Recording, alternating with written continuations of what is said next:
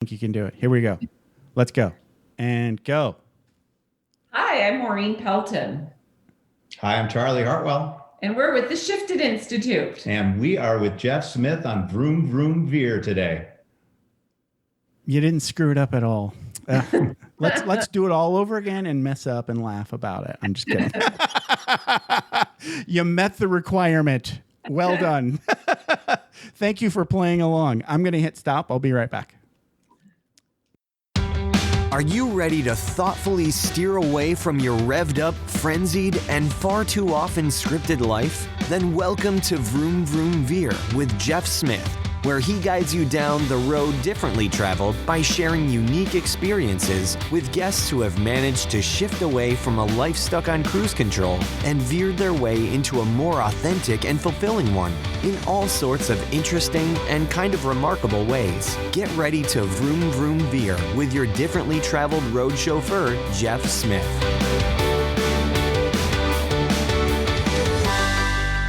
Loretta Breuning, thank you so much for coming back to Vroom Vroom Veer and welcome to the show. How's it going? Great. I'm so glad to be here. Good to see you again. Thanks for reaching out and reconnecting. It's been a long time. Yeah. You were like 2015 the first time you were on the show, I think. Wow. Right. Yeah.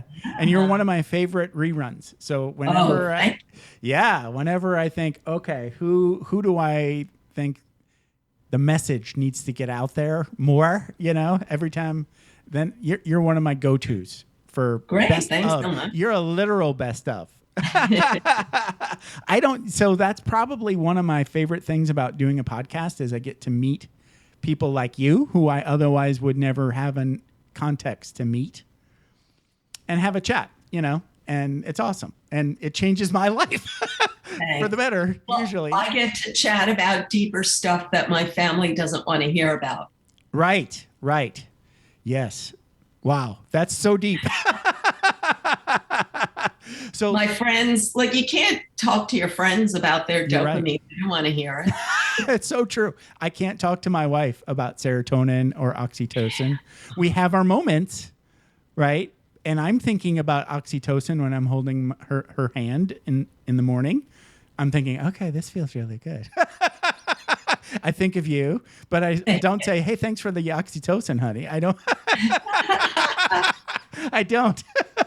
So talk a little bit about what's new over at innermammalinstitute.org. Thanks. Well, I have a new book. It's called Status Games, Why We Play and How to Stop. Right. And it zooms in on the serotonin part of my work based on last time we talked. Last time, I'm not sure. I have a book called Habits of a Happy Brain, right. Retrain Your Brain to Boost Your Serotonin, Dopamine, Oxytocin, and Endorphin levels. Right. And before this book got published, I had a self-published version with a different title that I won't mention because it's not available anymore. Right. So your 2015 is right at the cusp, so I'm not sure which one we offered. I think we offered the old title version. Yeah. That's okay. But it's it's more or less the same content in a different title. Exactly. Right. But if people look for that old title, they're not going to find it. Right. So it's important to know that we have power over our dopamine, serotonin, oxytocin, and endorphin. But serotonin is a really complicated one. So I wrote this whole book about that one. It's great. And it's a really good book. And I can tell you wrote it in 2020 because it's really, really well researched.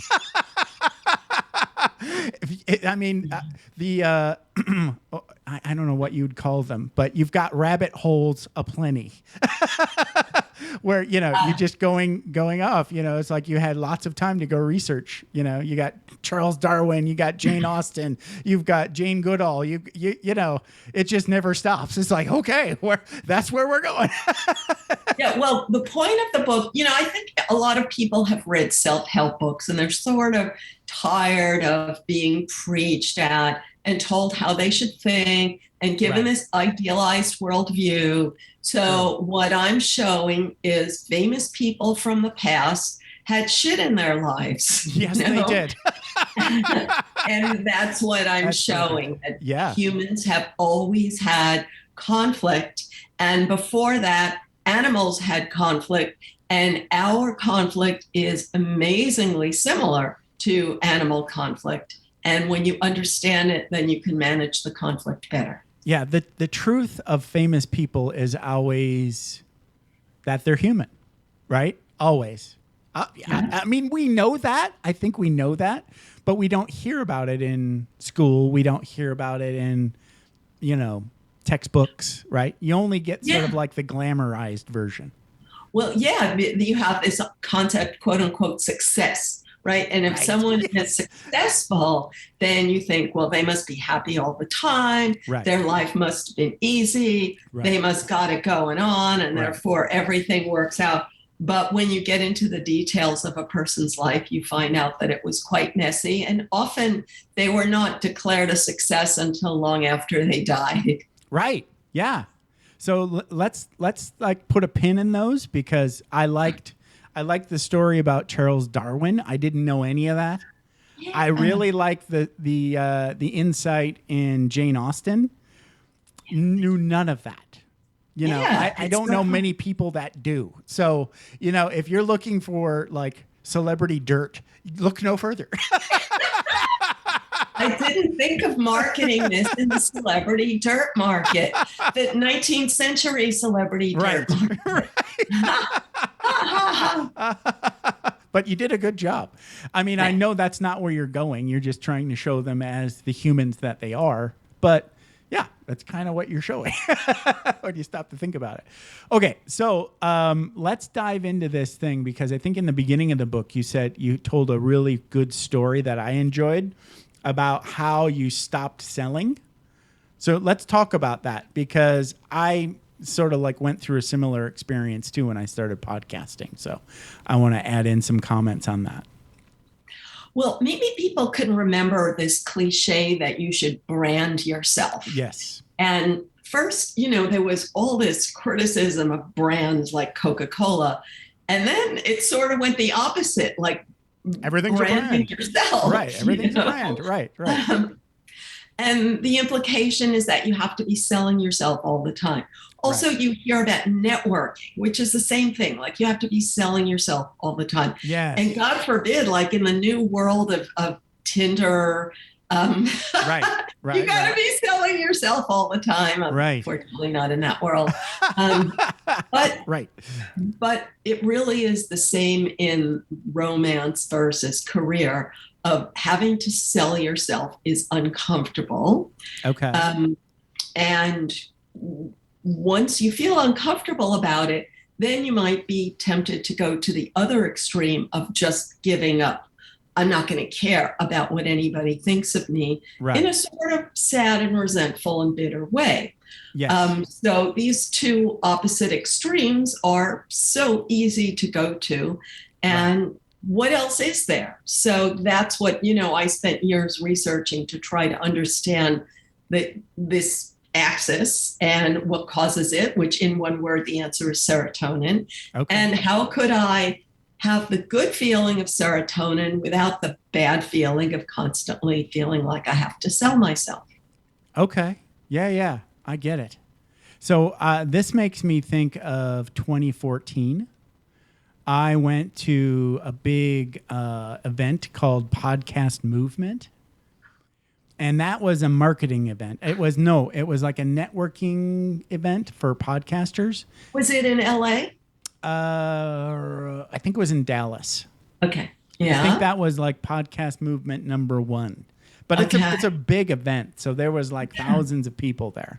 I stumbled into it once accidentally when I was in LA. Oh, okay. I think because I look at listings of theater and comedians, and I think some famous comedian was there. Oh, that's neat. How I stumbled in. Okay. That's fun. Did you enjoy it? Yeah. Well, actually, frankly, I mean, to be honest, it was way over my head in TikTok. Right. But maybe it helped get me into the space where, like, a couple of years later, I started my own podcast. Oh, awesome. Good for you. But I got the feeling of, so I showed up there just, thinking I want to learn and meet other podcasters and just sort of like share ideas, right? And everybody there is just like constantly selling. Yeah. So they're just like, they're doing their elevator pitch and handing out their cards. I know, they're so gross. Yeah. It's exhausting. It is so exhausting. Ugh. And then when you go home at night, you have this feeling like as if you were a door-to-door salesman, and you have sort of a yucky feeling that you didn't sell any encyclopedias that day. Yeah, totally. Right. Yes. I couldn't even, like, by the time I got to day 2, I stopped.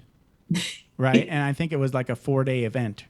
And I was there over a long weekend. I was just like, I'm not doing that. I'll walk around, I'll watch, I'll talk to people, but I'm not going to hand my card and do my pitch anymore. You know, I just stopped. I kind of did the second thing. I was like, I'm not playing that game. So I didn't really even seek the middle path at that point.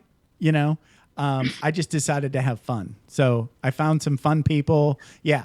Went to a party, sang Linda Ronstadt songs. It was a blast. Then I started having fun. Okay. So there you go. I wanted to also say, selling in and of itself, like when you're not doing yourself, like I want to give this positive example of selling. My wife sells Japanese books on eBay, and it just tickles her to death. Every time she sells a set of books on eBay, she is just happy as a clap. And she's really good at it, you know? I think there's plenty of healthy ways to sell things when you're not selling yourself. Anyway, I just wanted to say that. Okay, so why do we care so much about status? Let's talk about that. So the short, simple answer is that animals care about status, and we've inherited the brain structures that cause animals to care about status, the mammal brain that we have underneath our human cortex. And the bigger thing is the animal brain rewards you with a good feeling when you raise your status. When an animal raises its status, its brain releases a bit of serotonin. You never hear about this in the serotonin world, but when an animal is in the one-up position, it gets more food and mating opportunity. So its brain motivates it to seek more of that by rewarding it with the good feeling of serotonin. So when we have a moment of feeling important, strong, confident, winner, or let's just say just better than the monkey next to you, because that's how the mammal brain works, is it's not these global abstractions, but it's what I'm comparing myself to the monkey next to me, or whatever monkey that my brain perceives as the monkey next to me. And when you say, oh, I got it going on more than them, then you get a little bit of serotonin, but it's soon metabolized. So then you do it again to get more good feelings. Right. So let's talk a little bit about like how that would, like, let's say I'm a monkey, right? I mean, that's not a stretch. Let's say I'm a monkey. How do I go about upping my status? Do I just like push somebody aside a little bit and get away with it without getting bit? Is it simple as that? Well, that's how monkeys do it. Okay. But because humans have a cortex, and even chimps have a bit of cortex, that you can anticipate the future. And you know that if you just go around elbowing people or biting them the way a toddler would bite another toddler, something bad is going to happen to you. Right. So this ability to anticipate the future says, what other way can I assert my social dominance in a socially acceptable way that's not going to come back and bite me in the long run? Ah, gotcha. And that's not so easy. No, it's complicated. Yeah.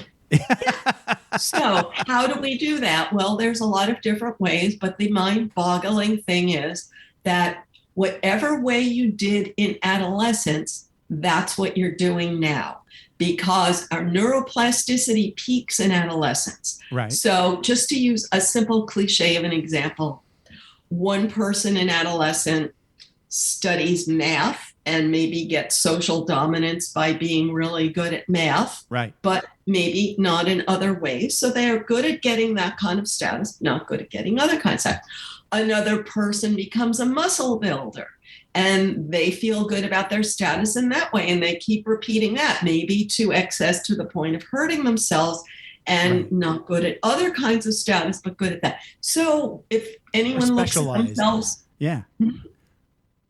Yeah, and you look at your adolescence and you could say, wow, I can remember when I started getting the idea that that was the way to feel important, and I just kept doing it. Those are those myelinated circuits that we talked about last time. Yeah. Exactly. So like, thanks. Yeah. So whenever, so we were talking about like lockdown and what you did during lockdown. There was this really popular show called The Tiger King. I don't know it, but I saw so many references about it. Okay, So but you didn't watch it. You didn't watch it. No, but people mentioned it on my Facebook group. Oh, so okay, gotcha. Because it was about one-upping, I guess. Well, if you would go, you wouldn't have to watch too much. So the star of the show was in jail. Okay, so there's a thing, right? But you would watch this and see someone who started out as pretty kind, loving person, but got constantly reinforced after bad behavior. Okay. Exactly. So he continued that bad behavior over and like the more grandiose and bad, and it was a higher reward every time. And that landed him in jail eventually. And he had a bunch of tigers. So, but I thought of you watching that show. I was like, this guy is the perfect example. Loretta would love this show. Okay. Yeah. I as soon as I read about violence, I pull away. But I will check it out. Thank you. It's not necessarily. I guess it's tangentially violent, I suppose. There is like some animal cruelty, so you're not going to like that. So know that going in. I think it would just, you don't have to watch the whole thing to get the gist. Okay. Right. And you don't have to watch it. I think you would find it interesting though. Okay. So, yeah. So let's talk about why do I play status games? Because I know I do, even though I probably wouldn't admit it, right? So here's the thing. If we go back to like a simplistic example, you talked about the myelinated circuits. Right. So we myelinate a lot when we're in puberty, but also before age 8. Right. So let's say before you were 8 years old and you had a sibling and there was a cookie and 2 siblings fighting over a cookie. Okay. So people listening can think about how that would have played out in your childhood. And it sort of sets up the expectation of how you deal with these conflicts in adulthood. So from a child's perspective, getting the cookie is like a great thing. And if you get the cookie in a bad way, then that tells your brain, whoa, that's the way to go. That worked. Let's do that some more. Right. Yeah. On the other hand, if you go for the cookie and you get bitten, then avoiding getting bitten is very important to your mammal brain. So you may think you're taking the high road saying, I don't really care about cookies. I'm going to let you have all the cookies. Right. And then that person ends up bitter and resentful and thinks people are biting them even when they're not. Wow. So the bottom line, if you're the person who gave up the cookie and always let the other person have the cookie, you may think you don't care about yourself and you're living on a higher plane, but your mammal brain still wants the one-up position, still wants to stimulate your serotonin. So how do you do that? You tell yourself that you're so virtuous and they're such a jerk. Yes. Right? Right. So that's one side. Then the other side is the person who's always taking other people's cookies. And they come up with some way of justifying it, like, if I didn't take the cookie, somebody else would have taken it, whatever they use. Right. We didn't want that cookie to go to waste. Yeah. I'm so not we shy all in have my our family. habits. Right, yes. For getting in the one-up position. And sometimes our habits lead to bad consequences, but we keep repeating them because the serotonin feels good. So the bottom line is to recognize the good feeling you have when you're like, yeah, I got it. I get to assert myself. Now it's my turn. That's really the polite modern way to say it. Now it's my turn. You make me think, and this is something I haven't thought of in a long time, but I remember fighting over French fries when I was a kid with my brother and sister. And I think it was my sister. It might have been my brother, but I'm pretty sure it was my sister. And I liked my sister more than my brother. I was really young. I don't know how young, but like 3 or 4. So my memory is more about like them telling me the story. I really don't remember. But apparently, my sister grabbed one of my French fries and I stabbed her with a plastic fork in the hand. And I was... You won't believe this, but my husband has a stab wound from his brother. So that's how I... yeah. Okay. All right. Wow. It was from a pencil, and the lead of the pencil went into him and kept a gray dot forever. Oh, wow. Yeah. Thankfully, we were in a cheap restaurant, and it was a plastic fork, right? So it didn't do much damage. And you thankfully learned not to stab your way to French fries. Oh, I'm pretty sure as I'm thinking it, I think I felt bad, but maybe I felt bad because I don't remember and I probably didn't get my fry back. So here's the interesting thing. Let's say hypothetically, I don't know the facts, that you had a whole plate of fries in front of you. Right. So why was it so upsetting for your sister to take one fry from you? Because it had probably been a pattern that you were the younger brother and you were always being pushed around. Right. And finally you had an opportunity to assert yourself. So that's the bottom line, is everybody wants to assert themselves and everybody is looking for a safe opportunity to do it. And we've inherited a brain that does that. And the sad thing is, it's not safe to assert yourself every minute. And if you're all angry and victim-y about that, then you'll ruin your life. So you're better off understanding this feeling instead of thinking, everybody's always taking my French fries and the world is so awful. Oh, woe is me, right? Yes. Yeah. Yeah, you made me think of my brother and I we were very classic sibling rivalry, but he was like 3 years older than me. So it wasn't like I was able to physically do anything. So I was very much submitting all the time, right? But again, occasionally I remember doing exactly what you said just now. It was like, I don't know why, but all of a sudden this monster rose in me. And I was like, I'm going to take my shot. And do you remember the parental reaction? I don't remember the parental action. I remember me getting beat up by my brother.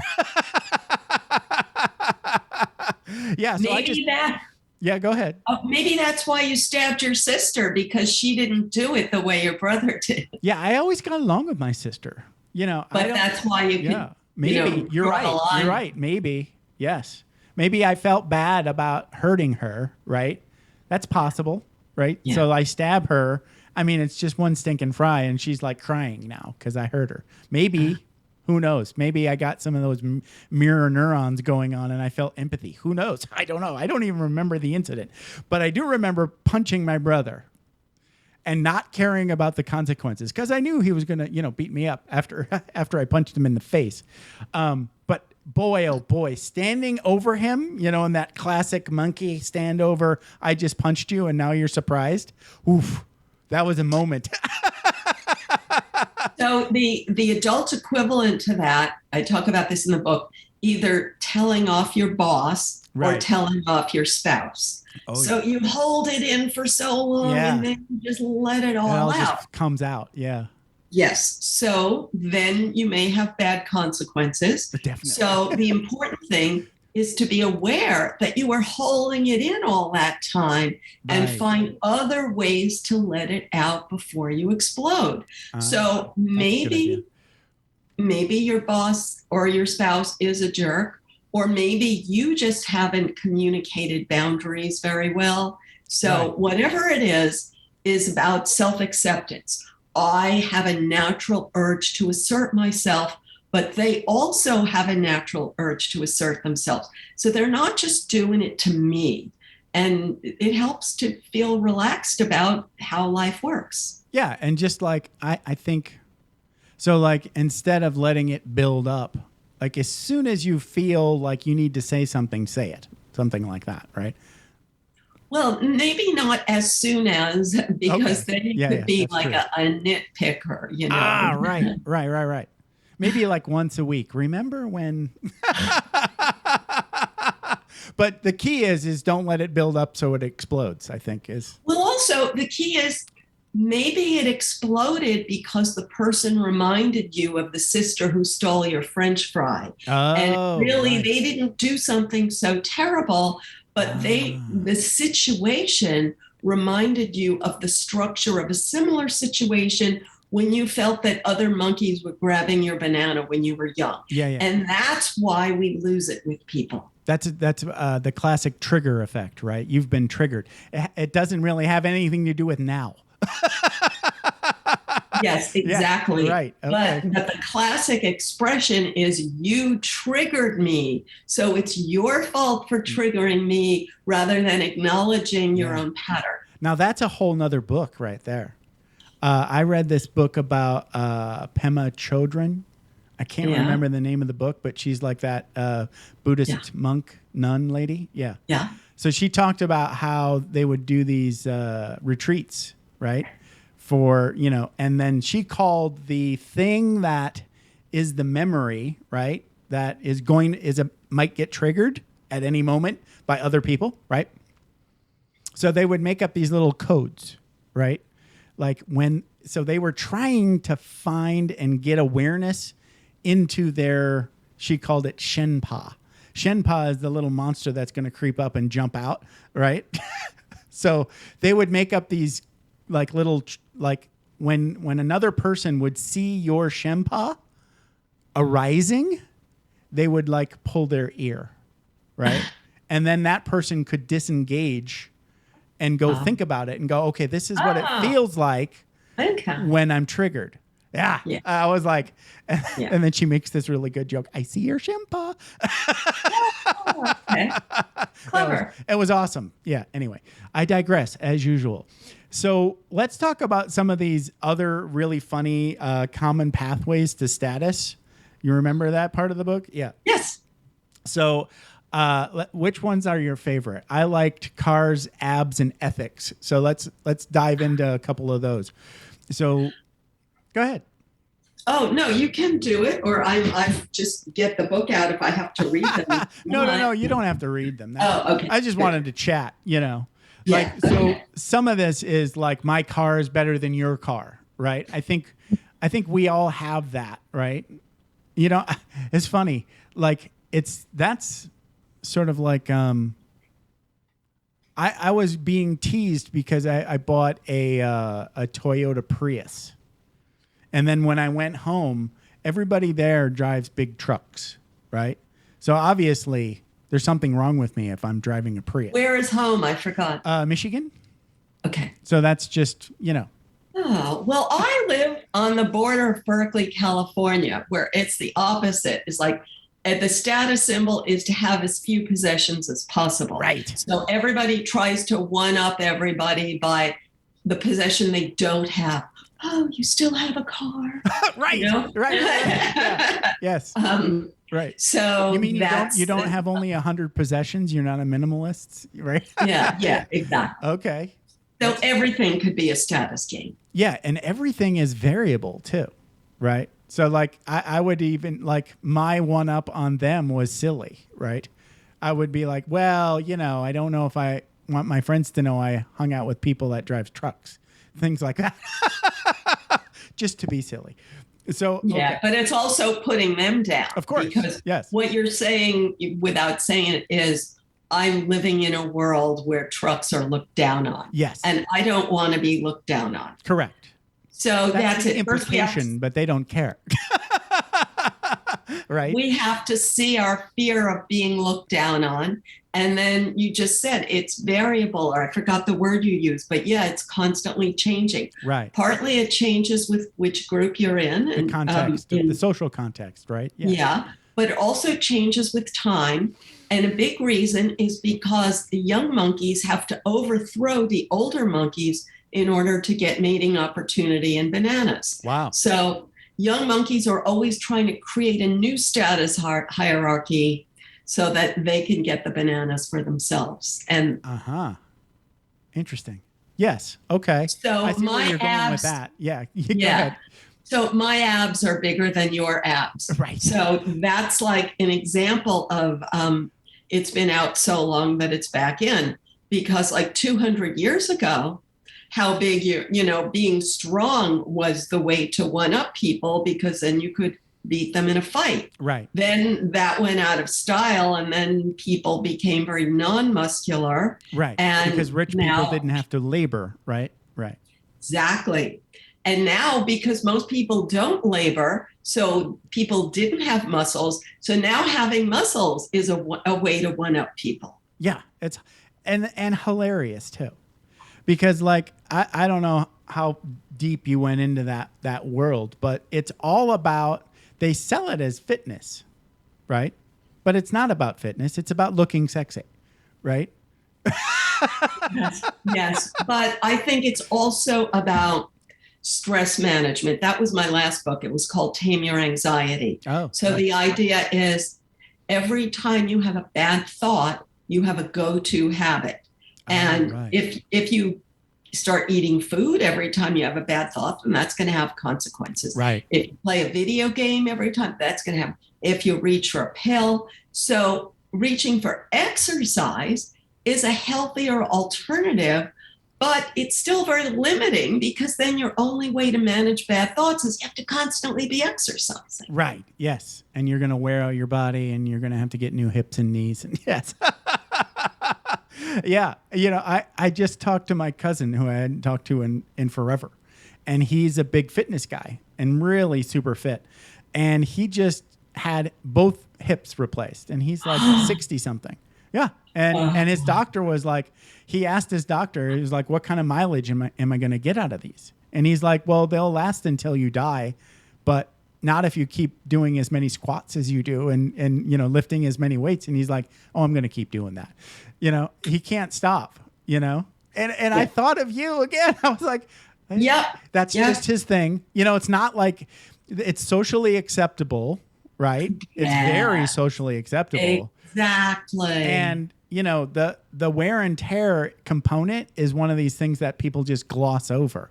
It's like, I get it, but it's like, you don't have to go so hard at it. I think is again, the middle road that we talked about to begin with. Yes. And people don't get that it's an addiction. So another aspect of it is people that do that and they have to take a pain pill. Right. And then they're like proud of it. Yeah, like I worked out so hard, I have to take this pain pill now. Yes. Yeah. Crazy. So anyway, just for the average listener, so I have a list of 20 different of these. My abs are bigger than your abs. My ethics are better than your ethics. Right. My portfolio is bigger than your portfolio. Yes. Yes. So one of them is I get more love than you get. That was a good one. Another big one, right? Or I have more adventure than you have. Yeah. My life is cooler than yours, kind of thing. Yeah. So the bottom line is we are always comparing ourselves to others. And you may not be comparing like whether your nails are better than someone else's nails, but you have your own standard of comparison and you're doing it all the time. Right. Yes. Yeah. That was a good good chunk of book. I really enjoyed it. And funny. Yeah. So let's talk about that time that we went to the LA Zoo. Yeah. And it rained on us. That was a miracle. It was one of the hardest rains I've seen. I know. It never rains in LA. I know. It was unbelievable. Lucky in a way, I suppose.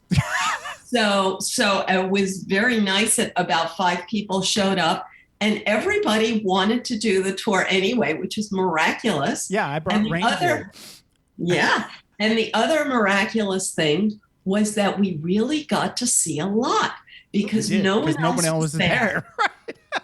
You're right. And so the keepers had a lot of interactions with the animals that we wouldn't have seen otherwise. So it was great. It was awesome. So we watched them feed, I guess they were chimps, right? And you were like, okay, watch. the keeper's going to give the food to the alpha. And we're like, what? Why? Right? And then you explained it. It was like, it would be chaos. Right? And that's exactly what happened. The keeper came out and he gave all the bananas to the alpha. And then the alpha was very polite and walked around to all the other monkeys and said, oh, here's yours. Here's yours. It was mind-blowing. Yes. And what bothers me about this is that people don't like the idea that animals are hierarchical and power hungry. Right. So they try to spin it and say that animals share. So it's like to say that a king shares, like the king takes all the money and then he gives you back a little bit because he's sharing. So they're spinning it in a way that makes it sound like he's cooperating and sharing and not acknowledging what's really going on. And typically in a zoo, they have to hire 2 people. So one person just feeds the alpha and the other person feeds the others. Oh, wow. And that's the way they get the alpha to cooperate. They call it cooperation. So he's not going to interfere with the feeding of the others because they're bribing him. So he can still get his status, right? That's genius. As long as he doesn't see those other ones being fed, everybody's cool. Well, if he sees it, he may accept it or not. It varies by species. If people want to know more about this, they can Google cooperative feeding because that's what people in the animal management profession call it. Yeah. So the exact opposite of that scenario, right, was when I went to Japan. And the humans were in the cage. Remember I told you that? Yeah. So they had a cage where people could walk out to and a bunch of wild little monkeys. I don't know what kind of monkeys they were. And they would give you these sticks where you could put food in a little cup. And it was on a long stick. It was like a broomstick style stick. So you don't want to be too close because they're very grabby, right? And they've got. But I thought you were in a cage. We're in a cage, but you wouldn't want to use your hand to hand food to them. Yeah. Because they might go at you, so that's why the big sticks. So, but that was, there were big ones, there were little ones, there were fat ones, there were skinny ones, there were young ones, there were old ones, but they were fighting a lot and taking other monkeys' food, so it's mayhem. Yes, it's crazy. Exactly. Yes. So animal food fights have been understood to humans since, humans for millennia lived alongside of animals, but currently nobody lives alongside wild animals. So we've been fed this idea by academia that animals are cooperative and sharing, which is just so untrue. Right. So I've had the mind-boggling thing at the zoo is that these animals are fully fed, so they're not hungry and they're still doing it. Right. Because they have to, right? Well, they don't. I don't know when you say have to, because their brain rewards them with a good feeling when they assert themselves. And because they have known hunger, like most of us have not really known hunger. Once you've known hunger, you're like, whoa, I gotta do something before I starve. Right. Yeah, I meant the zookeepers have a choice of not feeding them. But the monkeys, once they see the food, they're going to respond, oh, hey, that's food, right? Okay. So I had an experience of this. My zoo has a giraffe feeding experience. Oh, right. And okay. you don't realize a giraffe's head is like wider than your shoulders when you're up close. Wow. It's huge. And its tongue is 18 inches long. So here we are feeding giraffes with carrots. And the most dominant one is pushing all the others aside with this giant head and giant neck, just shoving them out of the way and thrusting their big mouth toward my hand and their big tongue. And I didn't want to keep feeding the dominant one. I wanted to feed the other ones. And it was really scary because he kept like sort of trying to attack me to get it. So that was really weird. And the keeper was right there. But then the same thing happened to me in Kyoto when you visit the temple, and there are temple deer, which are very famous in Japan. They've lived at the temple for 800 years, and descendants. And they not only do they fight over food, but they attack people's backpacks. Oh, and then when they get something special, they fight over it. Yeah. Holy cow. I didn't have that deer experience. Now that I know that there's temple deer in the Kyoto temple, now I'm going to have to put that on my bucket list. Yeah. Yeah. I told you about an island. They call it Deer Island. Those deer were like really happy. But I don't think we fed them. So I didn't get any. All we did was just walk around. Exactly. They would come up to us and expect food, but I don't think we had any. So my zoo had a petting zoo for children, and all food was banned in this petting zoo because you just can't stop the animal conflict over food. So you, instead of feeding the animals, you get to brush them, and then it all works out. Oh, okay. Yeah, that's nice. So let's talk about some healthy ways to fight stress. What do we do about when we're feeling stressed? So my bad examples were some of the things that you said, right? Beer, junk food, computer games. So, and then we already talked about exercise, right? So what are some things that you've come up with for the book, examples of beating stress in healthy ways? Sure. Well, first, what's causing the stress, because the more specifically you can address it. So I have a book called Tame Your Anxiety, Rewiring Your Brain for Happiness, but all of my books have this basic introduction. So the idea is that whenever your happy chemicals are turned on for a specific reason, which I explain, they're only on for a short time and then they stop. So we all have dips. So once you know that the dip is not like something is wrong with your life, the classic example is if you have a goal and then you reach the goal, then it dips. Or, even if the goal is like you're looking forward to a special lunch, and then after lunch you have a dip. So we always need the next thing to stimulate our happy chemicals. That's how our brain works. So once you understand that, you can manage it by seeking the happy chemicals in healthy ways rather than only in the way that you used in adolescence.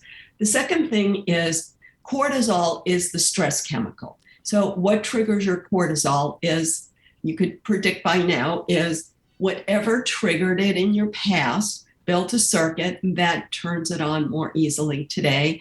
And one big thing is, like I said, whenever my happy chemicals dip, then every bad thing from my past is now, I'm less distracted from it because it's more visible. So whatever you're frustrated about, whoever didn't call you back, whatever disappointment, whatever job you didn't get, every little thing comes back when you're not busy. So when you're trying to fall asleep, or when you try not to drink a beer, or when a movie is over and you think about, should I watch another movie? Yeah. So again, understanding how this works. So in the interest of time, we only have limited time. specifically apply this to status games. So I call it life in the middle lane.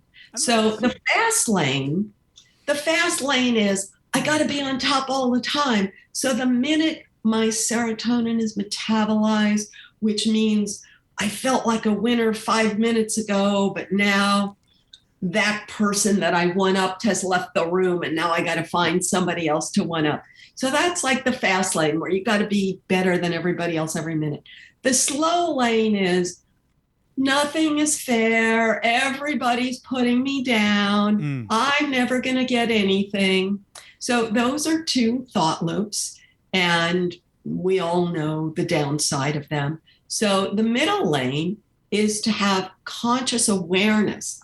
First, the self-acceptance to say, yes, I do like to feel in the one-up position like everyone, and I'm going to go after healthy ways of getting it, which is, in a simple short answer, is how can I put myself up without putting others down? And everyone can find their unique individual answer to that.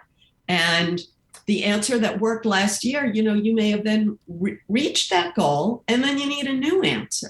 Right. But we all need to answer it for ourselves rather than blaming the people around us for our one down feelings. I gotcha. Yeah. And we talked about that middle lane kind of expression for me and my job, right? So I'll talk a little bit about that because I didn't even know it was going to be appropriate for the book. But I'll tell like a little bit of background, but no, you know what? I won't, because that's a bad habit of mine. How about I just say, like, I've got what I like to call I'm underemployed, right? So I already retired from the kind of like you. I retired from the military when I was 38.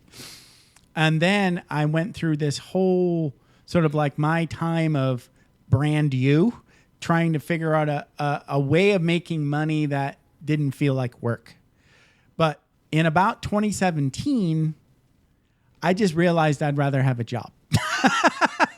But I wanted that job to be easy, right? Not a lot of money, right? Not a lot of status, but just a little bit of money just to get me to, where I can retire for real and just drive around and not do a whole lot. And it worked out wonderfully. But it must be because you have some other ways of stimulating that feeling of social importance. Sure. Well, here you go. Because like the job in and of itself is a lot like helping my parents with computer stuff. Okay. Oh. Yeah. So, I mean, it's almost like I can't lose. Really. It's like a win and help win is how I call it.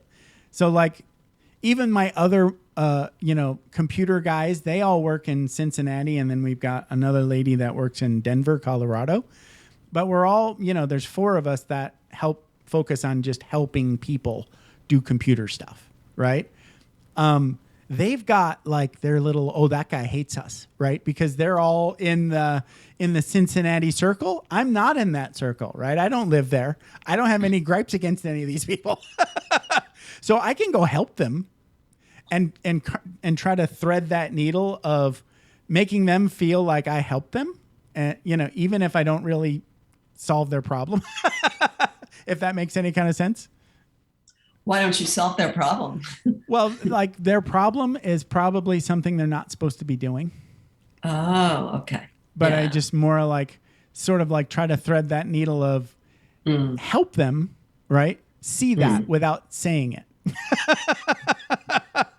Yeah. Okay. Yeah. That's not really authorized. You're not supposed to be doing that thing that you're trying to do. Yeah. And that's why it doesn't work. But let's see what else we could do. How's that? Right? Yeah. And well, anyway, the bottom line is that many people use work as a way to get their one-up feeling. Right. And then if they don't, then they're bitter all the time and they hate everybody else at work who they perceive to be doing better than them. Then other people use their social life to get one-up feeling. And once again, then they hate anybody that they perceive to be doing better than them. So it's very important to get a handle on this and to diversify, get a handle on your own thoughts, and to diversify. Say, I'm going to get a little bit of one up feeling here and a little bit there and a little bit there. And I don't have to hate anybody else because they're just doing the same thing I'm doing, which is what all mammals do. Yeah. Another thing I noticed, all good stuff. You're right. One of the things that I noticed during the lockdown was the isolation sort of like amplified all of these social thoughts in my mind. Right. So if I had like a slightly negative interaction with one of my coworkers, right, on the phone, in a Teams meeting, whatever, right, and I left that meeting thinking maybe they think I'm a jerk, I would feel bad for like a week. Is that part of like the isolation thing, do you think? Or is it just how I left it? Well, the isolation, meaning that you had fewer other inputs. Right. I'm just not around people. So, Well, but the idea of maybe they think I'm a jerk, this is the one down circuit that you built in your past. And I have the same one, so I could wake up in the middle of the night and worry that somebody's mad at me. Right. It's and then I say, just in your mind. Right? Yes, exactly. Yes. But I see how it's exactly like my past. So that's how I know that it's just a circuit. And then I can dismiss it, although it takes a little while for the chemicals to metabolize. But the point is, you had fewer distractions during the pandemic. That's so right. When you create these negative thoughts, you need other thoughts. So the simple idea is that cortisol, the threat chemical, is when a gazelle smells a lion, then the gazelle runs. Right. But a gazelle cannot make up lions, but humans can make up lions. You can think of, Yes. Yes. So you could think about lions all the time. So that's why we need distraction. We need ways to stop thinking about potential threats. And that's why we need healthy distractions. And your podcast is a fabulous example, although it doesn't mean everybody needs to do a podcast, but everybody needs healthy distractions. Yes.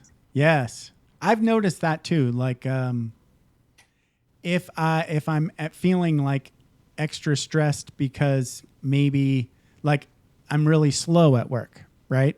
And to distract myself while I'm waiting for the phone to ring at the help desk, maybe I'll watch some Netflix, right? Okay. That, I think, is not the best. Like a podcast with you on it, where I'm learning something, seems like it feels better in my brain. It's like, oh, I'm learning something. Well, you can find something to learn about on YouTube, and you can do that. Yes. And if you made a goal to do that, you would get dopamine from stepping toward the goal. You would get serotonin when you felt confidence and pride in your achievement. Right. And you would get oxytocin if you connected with other people around that particular skill. Right. That's awesome. You got them all in there. So let's, as we're getting ready to wrap up, and again, you're Loretta Breuning and you're at innermammalinstitute.org. So people can reach out, and you've got a lot of cool new stuff on your website, like a video series and all kinds of fun stuff. If you want to talk a little bit about that before we wrap up. Sure. I have some fun, entertaining videos. It's a series. They're only 5 minutes long, so you can even get your teenager to watch one, and they're very entertaining. I have some animations. I have lots of podcasts. And I have a 5-day happy chemical jumpstart. If you put in your email address, you get 1 email a day explaining each of the chemicals. 1 email a day for 5 days. Oh, that's perfect. Explaining each chemical. Yeah. I like those. Those are fun. Yeah. I mean, I hadn't been there in a while. I was like, wow, you've really expanded your domain over there. Thank you. So congratulations. Yeah, you met me at the beginning, so thank you so much. Yeah. Way back when, 2015. Yeah. Geez, seems like a lifetime ago now. Yeah. 6 years. Wow. A lot has changed. It's a whole new world. Okay. Well, this has been a blast. Thank you for writing a book during lockdown. And thank you for researching it so well and hanging out with me for about an hour. This has been a blast. If you ever come out to Vegas, look me up. We'll go out and do lunch or something.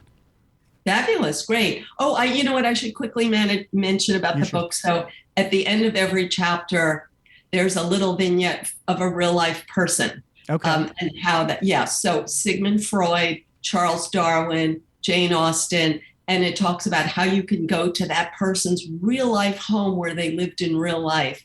And how stuff. I did that. Yeah. You did. You went to all of those houses in real life. So I know you went to Jane Austen's house. That was awesome. I didn't know you went to the other houses. I was skimming. Oh, yeah. Yeah. I mentioned it. Okay. Yeah. I mentioned it in each of them. Okay. Alexander Hamilton, Booker T. Washington, and Sun Ching-ling, who was the wife of Sun Yat-sen. I went to 3 of her houses in China. Wow. My goodness. And this was all during 2020? No, I did the travel before. I wrote about it. Okay, gotcha. Yeah, and I had already read biographies of all of them, but during the pandemic, I read more and more biographies of them to get more of the dirt. Yeah, the Charles Darwin and Jane Austen was just really, I knew nothing about that. He was kind of like the reluctant famous person. Yeah. No clue. You know, you always just get the school book version. The truth is he was the classic timid scientist. Okay, know? Right. And it's almost like he didn't even want to have any sort of notoriety or fame. Right. Well, there you go. And then Sigmund Freud was the opposite. Like he was so driven to be famous, but he really was so poor he could hardly buy food for, all of his developmental years. I heard he had some sort of cancer too. Did you read about that? Yeah, that was a horrible, horrible story, but did smoke cigars constantly. Oh, cigars. Okay. I thought he was a pipe guy, but okay. And cigars, the treatment in those days was horrible, horrible. Yeah. Anyway, sorry. Disgusting. I won't tell you. It was disgusting. Well, tell me after the show. Okay. Do you want to? No, you can. You can tell okay. me. Well, so it went into his jaw. Right. And they had to cut some of that out. This is not in my book, by the way. This is just because I read all those biographies. Sure. And I mean, in a way that, like it never healed. He had like external open sores from this all the time. Sad. And then while he's having this, the Nazis are invading Austria and he's trying to get permission to leave. He was one of the very last people to get out. Wow. And horrible cancer. Oh. Yeah. Okay. See? Learn something. Thank you, Loretta. This has been a blast catching up with you. I appreciate you being here. You take care, and thank you. Let's not wait 6 years, okay? Yeah, okay, great. Yeah, and let me know if you come to California. Okay, thanks. Okay, have a good one. Bye-bye.